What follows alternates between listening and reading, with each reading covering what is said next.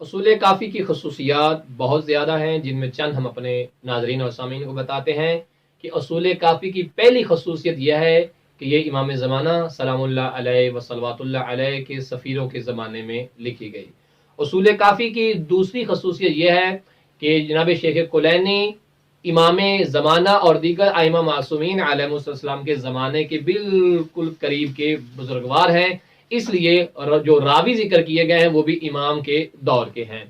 تیسری خصوصیت شیخ کلینی کی اس کتاب اصول کافی کی یہ ہے کہ اس میں ثلاثیات کے اعتبار سے روایات بہت موجود ہیں۔ ثلاثیات یعنی شیخ کلینی اور امام کے درمیان فقط 3 راوی جو ہے وہ موجود ہیں سلسلہ سند کے اعتبار سے۔ اور اگلی خصوصیت جو سب سے اہم ترین خصوصیت یہ ہے کہ اس کتاب کے اندر اصول بھی موجود ہیں، اس کتاب کے اندر فروع بھی موجود ہیں، اس کتاب کے اندر اخلاقیات بھی موجود ہیں، تواریخ بھی موجود ہیں، اور بالخصوص حیات معصومین علیہ السلام کے اعتبار سے بہت ساری گفتگو جو ہے موجود ہے۔ اگر اس کے علاوہ بھی اگر آپ خصوصیات جاننا چاہیں، اپنے بزرگ علماء کو جاننا چاہیں تو سید ثقلین نجفی یوٹیوب پہ ضرور آئیں تاکہ شیعہ مذہب کے علماء کی حیات کو